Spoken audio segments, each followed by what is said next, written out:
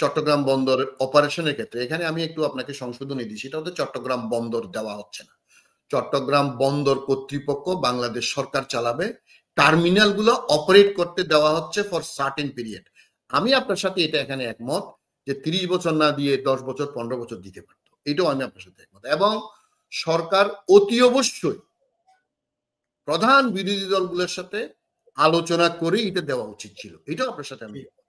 এখানে আমি আপনার সাথে একটা জিনিস যোগ করি, সেটা হচ্ছে এটা হচ্ছে পিপিপি বেসিসে দেওয়া হচ্ছে, প্রাইভেট পাবলিক আপনার পার্টনারশিপ।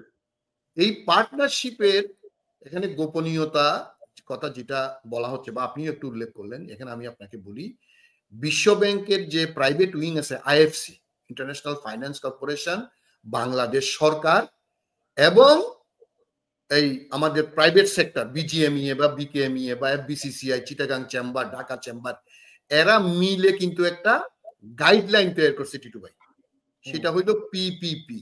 এই পিপিপির মধ্যে গাইডলাইনের মধ্যে একটা এনডিএ আছে, এনডিএ যেটাকে বলা হয় চুক্তি, নন ডিসক্লোজার এগ্রিমেন্ট। আপনার সাথে আমি যে চুক্তি করব এইটা সবাই জানতে পারবে না আদার দেন দোজ স্টেক হোল্ডার্স। এই জন্য এটা বলা হচ্ছে যে এটা কেন ডিসক্লোজ করা হচ্ছে না, এইটা বিডিআর চেয়ারম্যান আশিক চৌধুরী এবং আমি স্টেটমেন্ট দেখলাম বাণিজ্য সচিবের, তারা বলছে যে বিশ্ব ব্যাংকের মধ্যস্থতায় বাংলাদেশ সরকার বিজিএমইএ, বিকেএমইএ এবং চেম্বারগুলোর সাথে আমাদের যে প্রাইভেট পাবলিক পার্টনারশিপ পিপিপির যে গাইডলাইন করা হয়েছে, যে আইন করা হয়েছে, সে আইনে আমরা চুক্তি করব এবং এই চুক্তি করার জন্য আমাদের বিড করতে হবে এবং বিড করা হয়েছে। হ্যাঁ, এগুলো হাসিনার আমলে অনেকে 2 নম্বর করছে, এগুলো আপনার সাথে আমি দ্বিমত করবো না। সরকারের এইসব স্পিডিনেস, দ্রুত এগুলো করার কোনো দরকার ছিল না এবং এটা অতি অবশ্যই পরে হইতে পারত এবং অতি অবশ্যই প্রধান বিরোধী দলের সাথে ডিসকাশনের দরকার ছিল, কিন্তু করে যেহেতু ফেলছে, আমি মনে করি এটা নিয়ে আমরা অতি অবশ্যই নতুন সরকার আসলে সেগুলো দেখবে, এখানে কোনো লুপ হোল আছে কিনা, এখানে কোনো গোপনীয়তা ছিল কিনা, এখানে আমাদের দেশের স্বার্থ জলাঞ্জলি করা হয়েছে কিনা। কিন্তু ওই যে সালমান রহমানের এখানে নতুন সালমান রহমান তৈরি হচ্ছে কিনা সিন্ডিকেট করার জন্য চট্টগ্রাম বন্দর। এখানে আমি আরেকটা কথা মনে করাই দিদি টু ভাই, আমি হঠাৎ করে মনে হয়েছে 2004 সালে 5 সালে চট্টগ্রাম পোর্ট থাই এয়ারওয়েজকে লিজ দেওয়া হয়েছিল। এই যে আওয়ামী লীগের মহিউদ্দিন চৌধুরী চট্টগ্রাম অচল করে দিছিল, যে চট্টগ্রাম বিমানবন্দর কি কারণে বিদেশিদের লিজ দেওয়া হইল। থাই এয়ারওয়েজের সাথে মাত্র 10 বছরের চুক্তি করা হয়েছিল এবং সেই চুক্তি মতো তার সাথে কথা হয়েছিল সে 50-50, এখনো চট্টগ্রাম বন্দরও এখন 50-50, যা লাভ হবে 50-50 খরচ বাদ দিয়া। এই চট্টগ্রাম বিমানবন্দরে তারা কথা ছিল তারা কমসে কম 20-25টা এয়ারলাইন্সকে আনবে এবং পরবর্তীতে চট্টগ্রামের এই বিমানবন্দরের ডেভেলপমেন্টে তারা ইনভেস্ট করবে। থাই এয়ারওয়েজ আপনি জানেন দক্ষিণ পূর্ব এশিয়ার একটা ভালো এয়ারলাইন্স থাই এয়ারওয়েজ, অনেক বড় এয়ারলাইন্স, তাদের সাথে চুক্তি করলো। আপনি জানেন চট্টগ্রাম অচল করে দিল মহিউদ্দিন চৌধুরী আওয়ামী লীগ এবং 1.5 বছর পরে 2007 সালে তারা চলে গেল।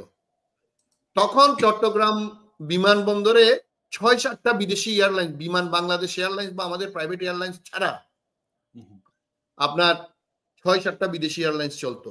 ফুকেট এয়ার, সিল্ক এয়ার, তারপরে আপনার ওমান এয়ার, এয়ার ইন্ডিয়া সহ চলতো, ইন্ডিয়ান এয়ারলাইন্স। এখন কি হলো, তারা চলে গেল।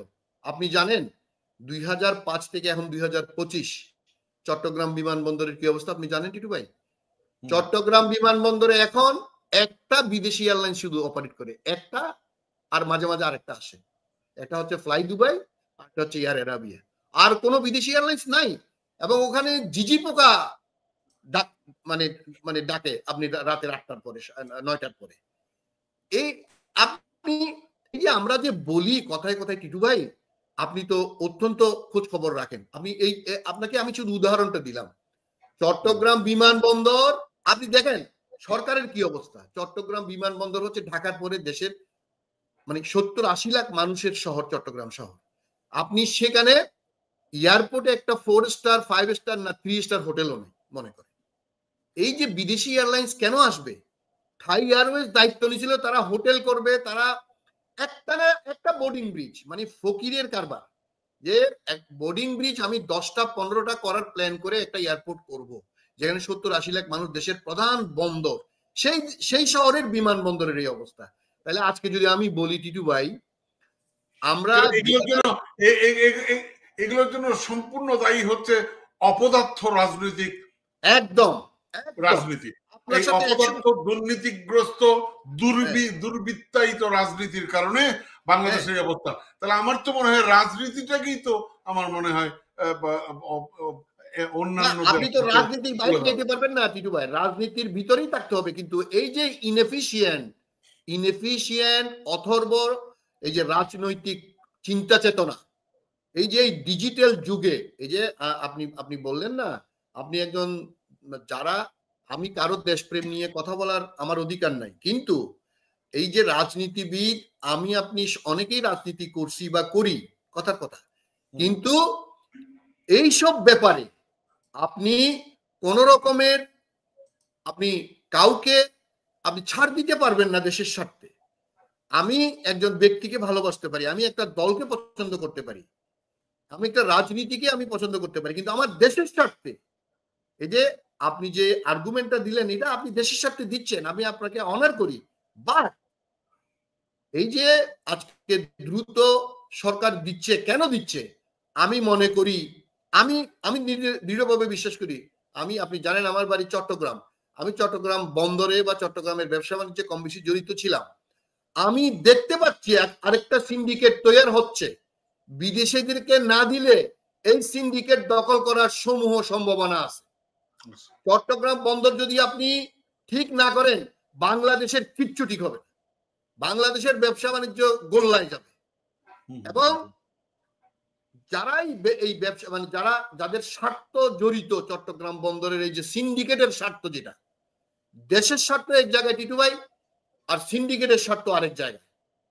চট্টগ্রাম বন্দর যদি আপনি এই যে, অবশ্যই সেটা স্বচ্ছতা জবাবদিহিতার মধ্যে করতে হবে, আমি বলবো না যে রাতারাতি এগুলা করা এই প্রধান রাজনৈতিক দলকে অবশ্যই জানাইতে হবে, আমাদের রাজনীতিবিদদের মাধ্যমেই করতে হবে, কিন্তু রাজনীতিবিদদেরকে শুদ্ধ হইতে হবে।